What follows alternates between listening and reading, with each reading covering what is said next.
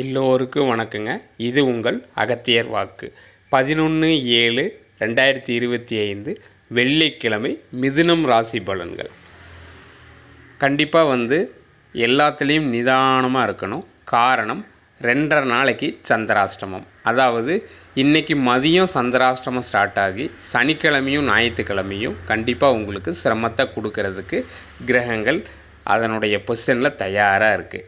சரிங்களா? இன்னும் போருக்கு போகிற மாதிரி சொல்கிறீங்க, போர் ரெடியாகிற மாதிரி சொல்கிறீங்க அப்படின்னு உங்களுக்கு இருக்கலாம்.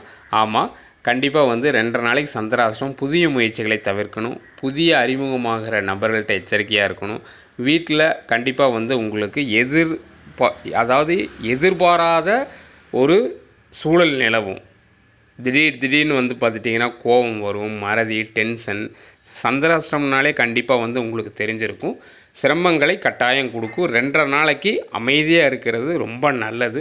தேவையில்லாத புதிய முயற்சிகளை தவிர்த்துருங்க. இந்த 2.5 நாளைக்கு பண விஷயத்தில் எச்சரிக்கை கட்டாயம் தேவை.